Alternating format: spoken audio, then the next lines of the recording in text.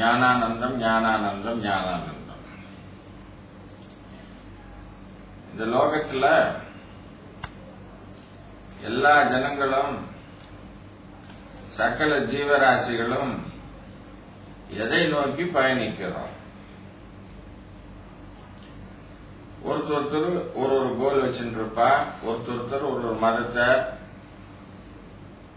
அனுசரிச்சுன்னு போயிட்டு இருப்பா. ஆனா எல்லாரும் எதை நோக்கி பயணிக்கிறோம்? இதை நல்லா புரிஞ்சுக்கணும். சுகத்தை நோக்கி போகிறோம். எதிலிருந்து போகிறோம்? துக்கத்திலிருந்து போகிறோம்.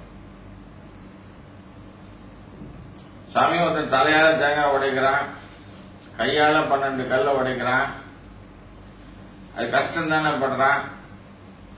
அந்த கஷ்டத்துல சுகம் இருக்கிறதுனாலதான் அவன் அதை பண்ணுறான். இதை நல்லா புரிஞ்சுக்கணும். சுகத்தை நோக்கி தான் பிரயாணம் பண்றோம், வேற எதை நோக்கியும் பயணம் பண்ணவில்லை. இப்பொழுது எது சுகம்?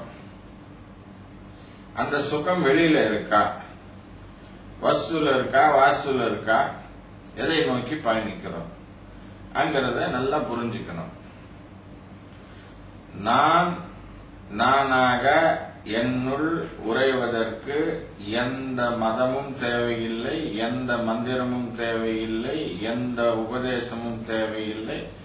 நான் நானாக இருப்பதற்கு எந்த ஆதாரமும் தேவையில்லை. என ஆதாரமே அத்தாரிட்டிய என்னுள் இருந்துதான் பிறக்கிறது. ஆனால் இந்த நிலை மறந்து நழுவி வெளியில போறதுனால பல பிரச்சனைகள்ல மனிதன் மாட்டிண்டு கஷ்டப்படுகிறான். உங்களை தனியா அழைச்சின்னு போய் ஒரு தீவுல விட்டு அப்பா பாவத்தை பண்ணு அப்படின்னா, தனி ஒரு மனுஷனை நான் எப்படி பாவம் பண்ண முடியும் சாமி? ஒரு 4 பேரை கொடுங்க பாவம் பண்றேன். சரி பாவம் பண்ண முடியலையா, சரி புண்ணியம் பண்ணுப்பா அப்படின்னா புண்ணியமும் பண்ண முடியாது சுவாமி. வேணா மனசால பாவம் பண்ணலாம், மனசால புண்ணியம் பண்ணலாம் அப்படின்னு சொல்லலாம். இப்போ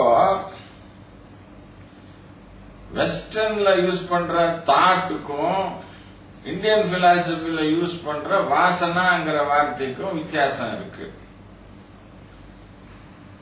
ஆக்ஷன்ல முடியாம வெறும் ஓடுற எண்ணங்களை பத்தி ஒரு பிரச்சனையும் கிடையாது. அது பாட்டுக்கு ஓட போகுது, அது வீணழிகிற, அது ஒரு வேஸ்டான எண்ணங்கள், அது தேவையற்ற எண்ணங்கள்.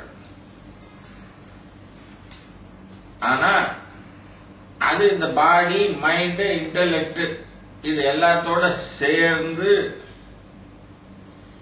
ஆக்ஷன்ல வரும்போதுதான் அது வாசனையாகிறது. எந்த வாசனை உங்ககிட்ட இருக்கோ அந்த காரியம் செய்ய போற.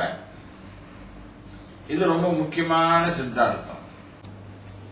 ஆக மனிதன் தன் நிலையை மறந்து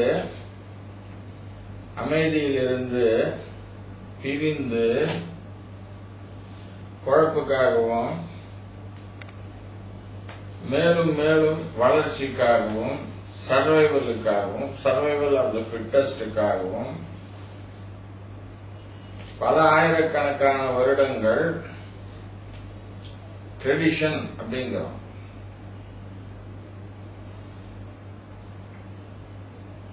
சர்வைவலை நோக்கி படையெடுத்து எண்ணங்களை வளர்த்துண்டு பந்தங்களை உருவாக்கிண்டு சோசியல் சேஞ்சஸ் ஆகி படையெடுப்புகள் வந்து பல்வேறு மதங்களை பின்பற்றி இப்போ இருக்கிற கன்ஃபியூஸ்ட் ஸ்டேட்ல வந்து லேண்ட் ஆயிருக்காங்க. ஆக இந்த செஞ்சுரியில எதடா மோஸ்ட் ஸ்கேர்ஸ் கமாடிட்டி அப்படின்னு பார்த்தோம்னா peace of mind. Either you are in peace, if you don't have peace, you don't give peace, you are in pieces. அது மாதிரி ஒரு சொசைட்டில ஜீவிச்சுட்டு இருக்கோம். இந்த கஷ்டத்திலிருந்து விடுபடுறதுக்காக பல்வேறு மதங்கள், பல்வேறு சித்தாந்தங்கள், பல்வேறு நாட்களில், அதாவது பல்வேறு எவல்யூஷன் டயத்துல பல்வேறு கோணங்களில் இருந்தும் பல்வேறு நூற்றாண்டுகளில் உருவாகி மெச்சூர் ஆகி இன்றைய நிலைக்கு வந்திருக்கிறோம். மனிதனின் விடுதலைக்காகவும் மனிதனின் அமைதிக்காகவும் இருக்கிற இந்த மதங்களை வச்சிருந்து சண்டை போட்டுக்கிறோம். தேவையில்லாத ஒரு வஸ்து. அது உனக்கு பீஸ கொடுக்குதா, நீ அமைதியா இருக்கியாங்கிறதுதான் முக்கியமான ஒரு. இது சரியா புரிஞ்சுட்டவன் மற்றவாளுக்கு சொல்லும் போது குருநாதன் ஆகிறான்.